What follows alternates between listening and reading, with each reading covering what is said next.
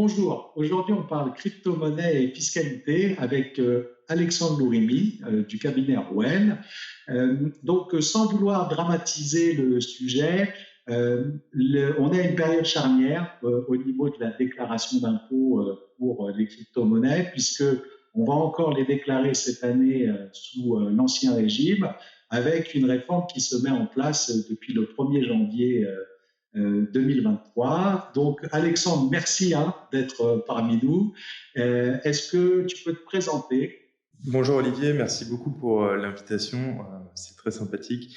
Je suis ravi de venir parler de ce sujet avec toi. Donc, je suis Alexandre Lourimi, avocat spécialisé en droit fiscal. J'ai cofondé il y a un peu plus de 5 ans un cabinet qui s'appelle Orwell Avocat, comme tu l'as dit, qui est un cabinet qui a été créé spécifiquement pour accompagner les projets et les investisseurs qui évoluent dans l'industrie des cryptoactifs, des crypto-monnaies, du Web3. Les termes sont au choix, mais on comprend de quoi on parle. Ok, c'est parfait. Alors, question très simple, c'est un sujet très saisonnier puisque les déclarations d'impôt arrivent. Comment déclarer mes crypto-monnaies cette année? Alors, aujourd'hui, en France, et ça mérite d'être précisé, on est un des rares pays où c'est le cas, on a un régime d'imposition des crypto-monnaies qui est relativement clair.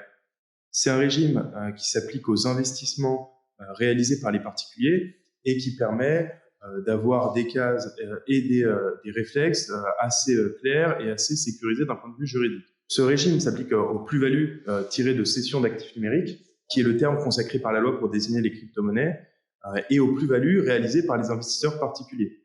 Globalement, il faut retenir que toutes les cessions d'actifs numériques doivent être déclarées l'année suivant celle au cours de laquelle elles ont été réalisées. Par cession, il faut entendre la vente d'actifs numériques contre une monnaie ayant cours légal ou pour l'acquisition d'un bien ou d'un service. Par exemple, si je paye tes honoraires de notaire, Olivier, je ne sais pas si c'est encore possible, en crypto-monnaie, pas encore, mais bientôt j'espère, ce paiement sera considéré comme une cession de crypto-monnaie, au même titre que si je vends ces crypto-monnaies en euros. En revanche, et c'est une spécificité française importante, les échanges entre crypto-monnaies, donc si j'échange de l'Ether contre du Bitcoin, par exemple, qui sont les deux principales crypto-monnaies, je n'aurai pas de questions à poser en termes de fiscalité puisque cette opération ne va pas générer de fiscalité. Et même si c'est une stablecoin, ça n'entre pas dans le cadre du plus-value. Alors aujourd'hui, il y a encore des débats juridiques sur la qualification du stablecoin, mais une grande partie de la doctrine et des régulateurs sont plutôt d'accord pour considérer que les stablecoins aujourd'hui, qui sont, pour les gens qui ne connaissent pas, des actifs numériques dont le cours est stabilisé par rapport à une monnaie en cours légal comme le dollar par exemple, aujourd'hui il y a quand même un consensus pour dire que ce sont des actifs numériques et donc un échange d'une crypto comme du Bitcoin contre un stablecoin aujourd'hui ne génère pas de fiscalité. D'accord, c'est important. Et surtout qu'on a vu quelques stablecoins s'effondrer, donc même si c'est présenté comme des actifs quasiment comme des devises classiques, on voit qu'il peut y avoir quand même une notion de risque sur Exactement, et c'est ce qui plaît d'ailleurs dans le sens d'une qualification en actif numérique, c'est qu'on est certes sur des crypto-actifs qui ont vocation à présenter une valeur stable, mais c'est qu'une vocation et parfois on a des failles. On l'a vu avec le projet Terra où on avait un actif qui était censé être stable par rapport au dollar qui s'est effondré.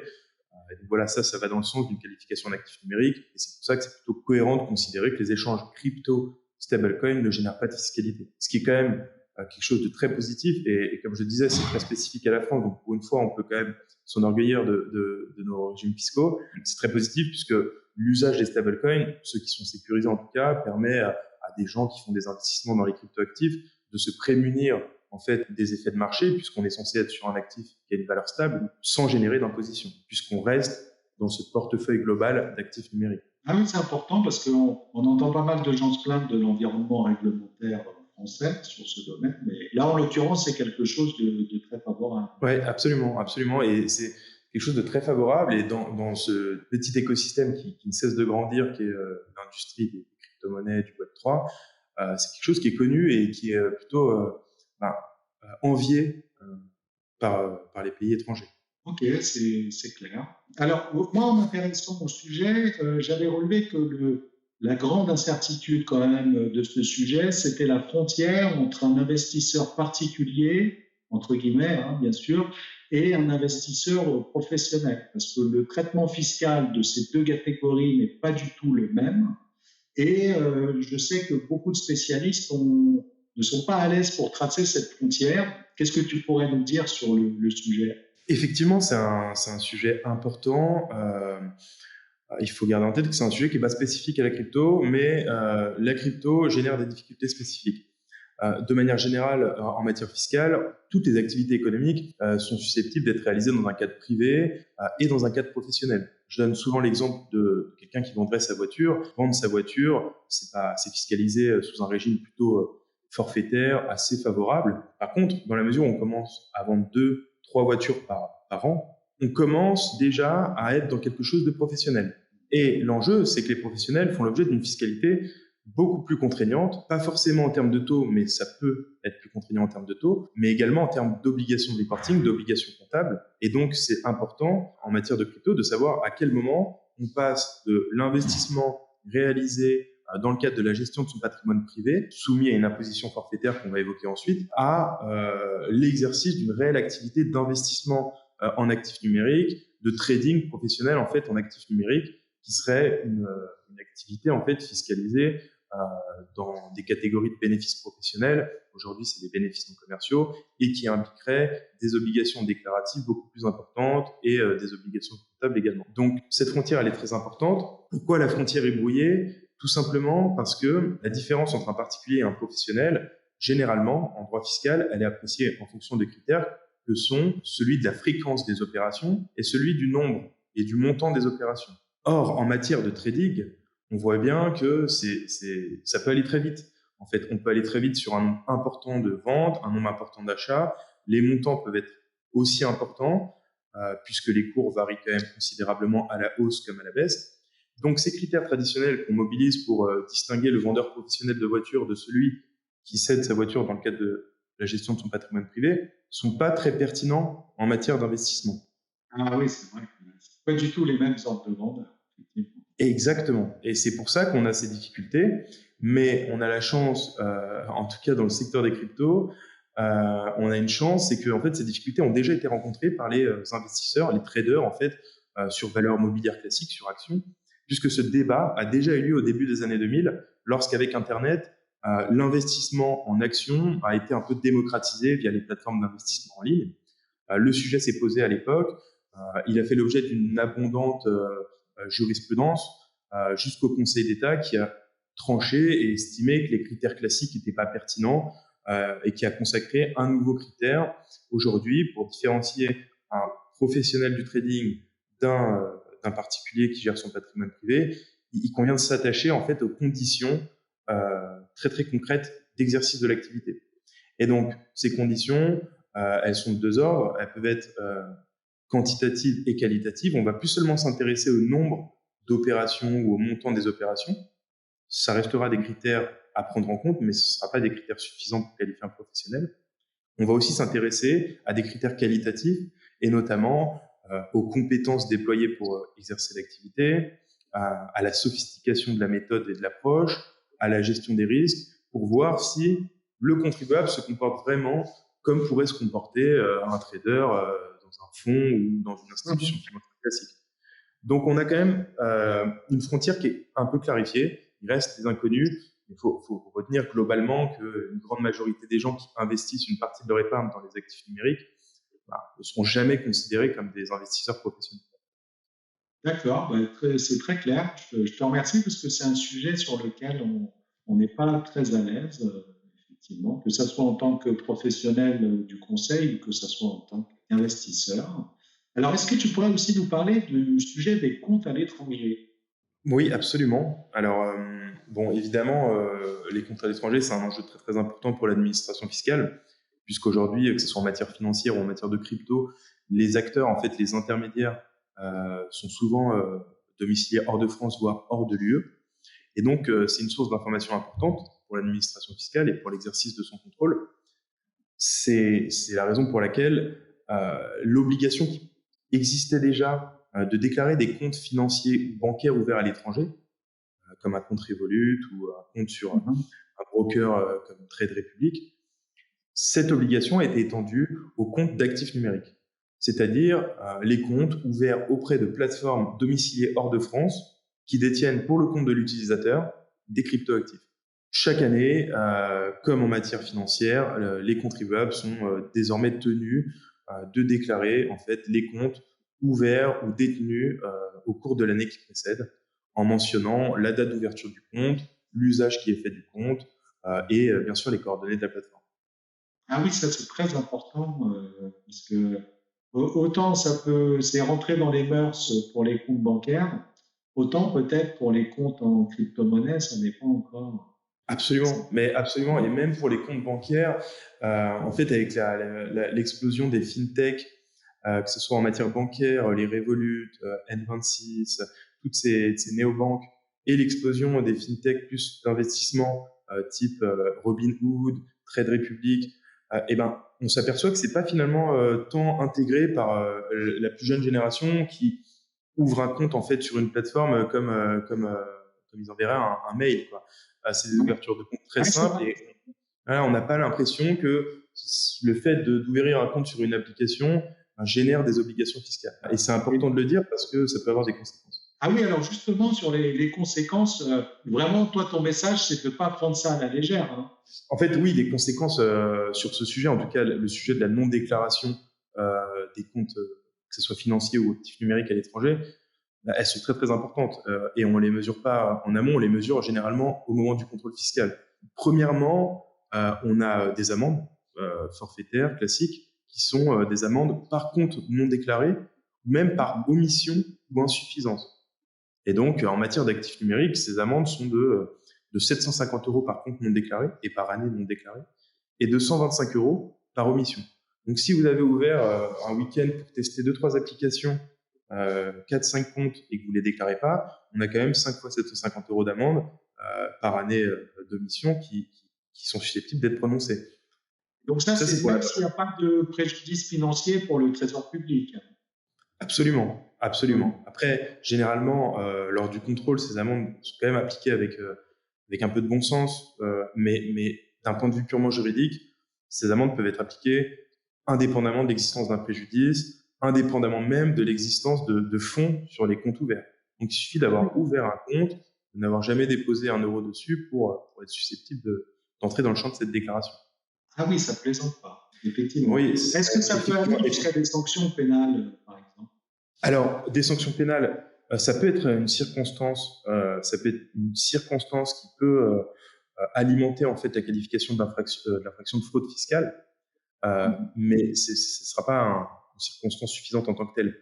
Ça peut l'être si, par exemple, le fait d'avoir omis cette déclaration avait pour but de dissimuler le transfert de certains fonds.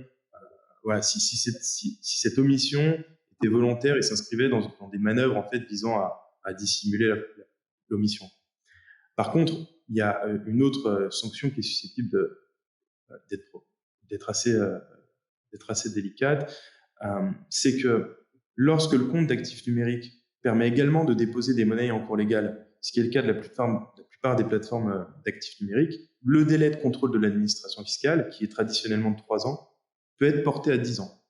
Et donc ça, à mon avis, c'est la sanction la plus importante, puisque le seul fait d'omettre la déclaration d'un de ces comptes permet à l'administration de venir contrôler votre situation pendant les 10 prochaines années, au lieu d'avoir un délai de prescription de 3 ans. Effectivement, le régime est draconien. Et c'est vrai que la liberté, hein, que procure le numérique fait que il faut bien s'éduquer, hein, je pense, hein, sur ces sujets-là. Oui, absolument, absolument, parce que c'est vrai que en fait tout est très simple, tout est très rapide en fait quand on est sur son téléphone, sur son ordinateur, mais il faut avoir en tête que l'administration n'est pas du tout sur le même calendrier. Ils ont beaucoup plus de temps, ils ont le temps pour redresser, donc ils ont ce même temps pour comprendre ce qui se passe, pour comprendre les opérations, et on a quand même un arsenal juridique qui est solide, donc c'est important de s'éduquer sur la question. Alors, comment procéder concrètement pour sa déclaration de crypto-monnaie? Déjà pour résumer, pour la saison déclarative 2023 qui arrive, il faut bien garder en tête, parce qu'on a beaucoup détaillé, mais il faut garder en tête 2 choses. vous allez devoir vous préoccuper de votre déclaration en matière de crypto seulement si, en 2022, vous avez vendu des crypto-monnaies, ou alors si, en 2022, vous aviez un compte à l'étranger détenant des crypto-monnaies pour votre compte. Si vous n'êtes dans aucune de ces cases, vous n'avez pas à vous préoccuper de la fiscalité en la matière, cette année en tout cas. Ok. Si vous avez réalisé des cessions en 2022, vous allez devoir faire deux choses principalement. Dans un premier temps, remplir une déclaration spécifique qu'on appelle la déclaration, l'annexe 2086, sur laquelle il conviendra de renseigner l'ensemble des cessions d'actifs numériques réalisées au cours de l'année 2022 par l'ensemble des membres du foyer. Donc, si vous avez fait des cessions, il faudra les renseigner, mais il faudra aussi s'assurer que vos enfants n'ont pas également procédé à des cessions d'actifs numériques, puisqu'auquel cas, il faudra les renseigner sur la même déclaration. Ah, parce qu'ils sont dans le foyer fiscal, c'est ça? Exactement, absolument. Ah, c'est important. Voilà, ça c'est important parce que bon, les crypto-monnaies, ça touche aussi, c'est quelque chose avec lequel les jeunes sont plutôt à l'aise.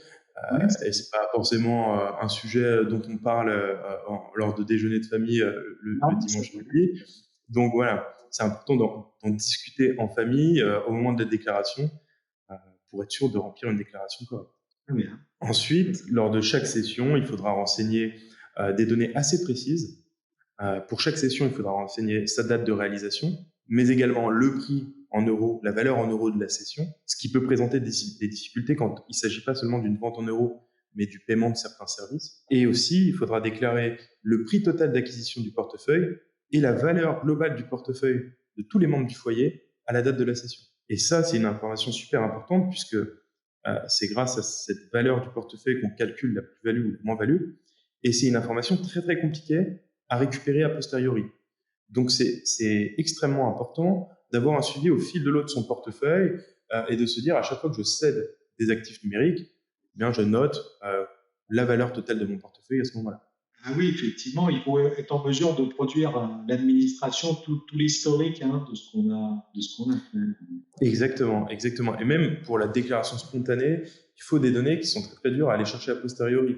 Alors, on a des outils qui le font, qui informatisent la recherche de ces données, mais le faire à la main, quand on a beaucoup d'opérations, c'est très compliqué. Quand on en a peu, c'est simple et ça va assez vite, mais quand on a beaucoup d'actifs numériques sur des supports différents, sur des plateformes différentes, sur des clés Ledger, ça peut être très, très compliqué. Oui, ça peut être très, très fastidieux. Ouais.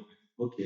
Tu voulais rajouter autre chose? Après avoir rempli la déclaration annexe 2086, les calculs se feront automatiquement sur les plus ou moins values réalisées sur chacune des sessions déclarées, ce qui nous donnera en fait une somme, et la somme de toutes les plus-values et de toutes les moins-values réalisées au cours d'une même année donnera le montant imposable. Ce montant, en fait, devra être reporté sur la déclaration générale de revenus en case 3AN ou en case 3BN, selon qu'il s'agit d'une plus-value ou d'une moins-value, mais ce report est en principe automatique, donc il s'agira seulement de vérifier si le report a été bien effectué. Ce montant global, déterminé comme on l'a indiqué, sera imposé en principe, en tout cas pour 2022, à un taux forfaitaire d'imposition de 12,8%, auquel s'ajoutera les prélèvements sociaux à 17,2%, pour donner au total un prélèvement de 30% sur le montant de la plus-value globale. Et il faut noter... C'est l'imposition pour les investisseurs, entre guillemets, particuliers, ceux qui n'ont pas le statut de professionnel. Absolument, absolument. Okay. Une des nouveautés de 2023, c'est que les cessions réalisées à partir du 1er janvier 2023, en fait, pourront être fiscalisées au choix en application de ce taux forfaitaire de 12,8 ou sur option express au barème progressif de l'impôt sur le revenu. Ah, ça, c'est l'année prochaine. D'accord. Voilà. Mais ça concernera la déclaration de l'année prochaine, puisque là, on parle des cessions réalisées en 2023. D'accord. OK. Donc là, pour l'instant, sur cette déclaration, on reste sur le, entre guillemets, exactement. OK, c'est très clair. Alors, bon, comme tu sais, les crypto-monnaies, par certains aspects, c'est un peu le Far West, parfois. Enfin, c'est quand même lié à une culture de liberté. Et c'est vrai que certains investisseurs peuvent être tentés par le fait de ne pas déclarer leur plus-value ou pas toute leur plus-value, ou utiliser des techniques de contournement comme passer sur du stablecoin pour essayer de gommer des plus-values, D'autres gens ont parlé de techniques plus sophistiquées avec des établissements financiers situés à l'étranger. Bon, toutes ces techniques étant bien entendu illégales et en vue de contourner l'impôt. Alors, est-ce que le jeu en vaut la chandelle au regard des sanctions? Bah, en tant que fiscaliste, je peux répondre que par la négative, hein. Aujourd'hui, c'est vrai qu'on est, on est quand même on a un régime clair sur l'imposition des cessions réalisées par les particuliers, mais les cryptoactifs peuvent donner lieu à tout un tas d'opérations différentes qui peuvent être fiscalisées différemment. Il n'y a pas beaucoup de précision de l'administration fiscale, donc on est souvent dans des zones d'ombre. Une fois que cela a été dit, toutes les opérations qui s'inscrivent en fait dans des manœuvres ayant pour but d'éluder l'impôt sont particulièrement risquées et sont susceptibles d'être sanctionnées assez lourdement. Il y a des pénalités fiscales qui peuvent aller jusqu'à 80 voire 100% dans certains cas, mais également via des sanctions pénales par l'intermédiaire de l'infraction de fraude fiscale, qui est évidemment susceptible d'être punie de peine d'emprisonnement et d'amende supplémentaire. Donc, pour ces opérations qui relèvent vraiment d'une intention frauduleuse, évidemment que c'est pas recommandé. Après, il y a des questions qui sont pas forcément dans le cadre de la fraude. Il y a des questions qui peuvent se poser dans le cadre de la réorganisation d'un patrimoine, où là, on est sur des sujets d'interprétation, donc qui présentent des risques. Et en cas de désaccord avec l'administration, on a également des risques en termes de pénalité, mais qui sont beaucoup moins élevés, puisqu'on peut avoir des sanctions de l'ordre de 10%, voire 40% dans certains cas. Mais ensuite, on a la situation beaucoup plus courante, au final, de la personne qui est mal informée ou qui a mal compris les obligations qui lui incombent. Parce que j'ai dit que le régime était clair, c'est une chose, il est clair pour un avocat fiscaliste qui pratique souvent la question, mais honnêtement, pour quelqu'un dont c'est pas la profession, il est quand même extrêmement complexe. Il y a beaucoup de gens qui s'arrachent les cheveux. Absolument. Absolument. Et donc, ces gens-là, ils sont assez légitimement susceptibles de commettre de petites erreurs, des omissions, des oublis. Et ces oublis sont généralement assez peu lourdement sanctionnés. Le risque principal, c'est évidemment un redressement du montant qui aurait dû être payé, avec des pénalités qui sont souvent de 10% et des intérêts de retard qui sont de 0,2% par mois de retard, mais qui peuvent être réduits en fait en application de la procédure de droit à l'erreur qui a été assez médiatisée. D'accord, c'est très intéressant. Donc, l'administration fait clairement une distinction entre l'erreur et l'oubli, on va dire la zone grise ou encore la réglementation n'est pas complètement formée, et la zone rouge où là, il y a clairement de très très gros risques pour les gens qui utilisent des techniques de contournement qu'on peut qualifier de mauvaise foi. Et donc, le rôle du fiscaliste, ça va justement être d'accompagner les clients pour sécuriser leurs obligations. Absolument. Et on constate en pratique des contrôles. Bon, on a peu de contrôles fiscaux parce que c'est pas non plus un sujet avec lequel l'administration fiscale est forcément très à l'aise à ce jour, notamment pour des questions d'outils de contrôle, puisqu'on est sur des données qui sont assez difficilement accessibles parfois. Mais lors des contrôles, on constate quand même qu'on a des êtres humains en face et plutôt bienveillants dans la plupart des cas. Ils comprennent la complexité de la fiscalité en la matière et ils savent très bien, généralement, distinguer en fait le contribuable de bonne foi qui a fait quelques erreurs de la personne qui a entrepris vraiment des manœuvres visant à dissimuler ou à éluder totalement l'impôt.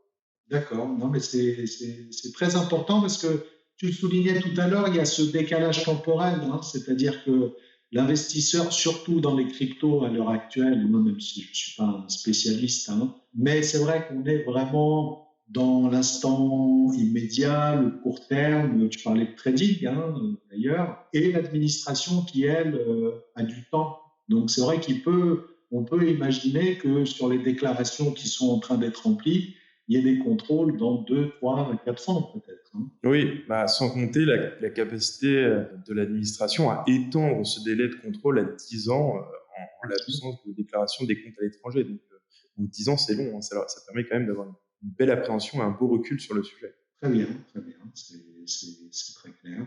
Écoute, merci hein, Alexandre pour toute la valeur que tu nous as donnée aujourd'hui. Il y avait vraiment plein d'infos intéressantes. Donc, moi, j'ai appris plein de choses, franchement. Donc, déjà, être très sérieux sur la conservation de l'historique de ces opérations, non seulement pour faire une déclaration correcte aujourd'hui, mais pour être en mesure de répondre à une demande d'information de l'administration fiscale qui peut contrôler la déclaration dans plusieurs années. J'ai aussi pris conscience du sujet avec les déclarations de comptes à l'étranger, hein, puisque effectivement, il faut être très vigilant sur la déclaration de ces ouvertures de comptes auprès de l'administration. Et c'est vrai qu'au niveau familial, cette notion de foyer fiscal qui va obliger les parents à demander quelque part des comptes à leurs enfants. Hein. Donc ça, c'est vraiment quelque chose. D'ailleurs, je vais peut-être en parler à mon associé. Je sais que son fils s'intéresse pas mal aux crypto-monnaies. Je vais lui dire de se mettre en règle. Toi, si tu avais un conseil à donner aux investisseurs en crypto-monnaie pour bien gérer leur fiscalité, qu'est-ce que ça serait? Alors, je peux donner un conseil en matière purement fiscale et un petit conseil liminaire qui ne relève pas de ma spécialité, mais étant dans le secteur depuis un moment, c'est important de le dire, il faut être vraiment prendre beaucoup de précautions dans ce secteur, puisque tu l'as dit Olivier, c'est encore un peu le Far West, il y a des régulations qui se mettent en place, mais on est sur Internet et Internet, a priori, c'est pour certains souhaitable, ne sera jamais régulé à 100%, donc il faut faire très attention au choix en fait, des plateformes, aller vers des plateformes qui ont pignon sur rue, qui sont régulées, parce que j'ai beaucoup de clients qui viennent me voir en me demandant en fait si cette plateforme leur paraît honnête après avoir investi plusieurs dizaines de milliers d'euros et il s'avère finalement que ce sont des arnaques. Donc il faut faire très très attention. Ça c'est un conseil assez important, je pense. Voilà, comme on parle de Merci, hein, santé parce que fiscale. ouais. Voilà. Et en matière fiscale, il y a qu'un seul conseil en fait, parce que sur le fond, on peut, on peut en trouver plein de conseils intéressants pour diminuer sa fiscalité, pour l'optimiser, pour mieux la gérer, mieux la sécuriser. Mais le point de départ de tout ça, ça reste la donnée en fait brute, c'est-à-dire savoir exactement ses flux, ses opérations, ce qu'on a fait à quel moment. Et donc le principal conseil, c'est d'avoir une excellente hygiène numérique, une bonne gestion de ses comptes, ne pas ouvrir des comptes n'importe où, n'importe comment, les fermer quand on les utilise plus, conserver ses historiques. C'est vraiment l'hygiène numérique, à mon avis, qui fait la différence pour ensuite euh, prendre n'importe quelle décision et pouvoir justifier de toutes les décisions qu'on a prises auprès de l'administration fiscale. Ok, donc une bonne hygiène numérique pour une bonne santé fiscale. Hein, Exactement. Parfait. on va terminer là-dessus. Bah, écoute, merci encore. Et puis, bah, tu reviens quand tu veux, ça sera avec plaisir.